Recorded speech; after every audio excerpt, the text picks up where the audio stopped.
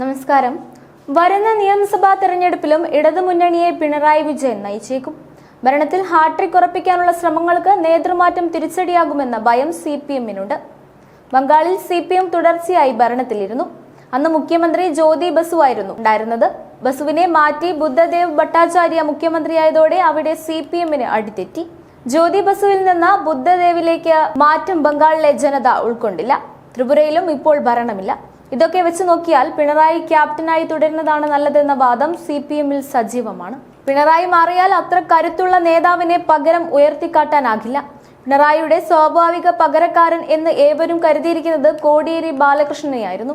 പക്ഷേ അദ്ദേഹത്തിന്റെ അപ്രതീക്ഷിത വിയോഗമാണ് ഈ നേതൃപ്രശ്നം CPM-ൽ ഉണ്ടാക്കിയത്. മികച്ച ഭരണമാണ് പിണറായി സർക്കാരിന്റേതെന്ന സന്ദേശം അടുത്ത തെരഞ്ഞെടുപ്പിലും ജനങ്ങൾക്ക് നൽകാൻ പിണറായി തന്നെ നയിക്കണമെന്നാണ് പാർട്ടിക്കുള്ളിലെ പൊതുവാദം.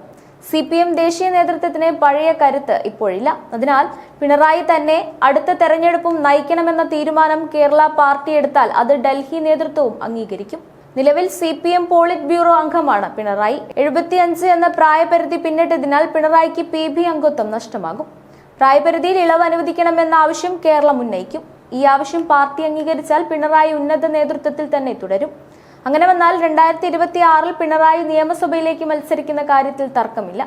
പിണറായി മത്സരിച്ചില്ലെങ്കിൽ പാർട്ടിയിൽ മുഖ്യമന്ത്രി സ്ഥാനമോഹികൾ കൂടും. അത് പലവിധ അട്ടിമറിക്കും കാരണമാകുമെന്നും CPM-ൽ വിലയിരുത്തലുകളുണ്ട്. അത് വിജയസാധ്യതകളെ ബാധിക്കും. മത്സരിക്കുന്ന കാര്യത്തിൽ വ്യക്തിപരമായ നിലപാട് പിണറായി എടുക്കില്ല. പാർട്ടിയുടെ നിയതമായ നിലപാടാകും സ്വീകരിക്കുക. ഉചിതമായ സമയത്ത് പാർട്ടി തന്നെ ഇക്കാര്യം വ്യക്തമാക്കിക്കൊള്ളുമെന്നാണ് പിണറായിയുടെ നിലപാട്. ഓരോ ജീവിതവും ഓരോ കഥകളാണ്. വേറിട്ട കഥകളുടെ ഒരു കൂട്ടായ്മ. വേണമെങ്കിൽ നമുക്കതിനെ ഒരു നോവലെന്ന് പേരിടാം. അതുപോലൊരു നോവലല്ലേ നിങ്ങളുടെ ജീവിതവും? എന്താ, ശരിയല്ലേ? നിങ്ങളുടെ അനുഭവങ്ങൾ, കഥകൾ എന്തുമായിക്കൊള്ളട്ടെ, അത് കേൾക്കാൻ DNA ന്യൂസിലൂടെ ഞാൻ എത്തുന്നു. കഥ പോലൊരു ജീവിതം, അതിനായി ഞാൻ നിങ്ങൾക്ക് വേണ്ടി കാത്തിരിക്കുന്നു. നമുക്ക് ഒന്നിച്ച് കാണാം, കുറേ കാര്യങ്ങൾ സംസാരിക്കാം, വേദനകൾ പങ്കിടാം.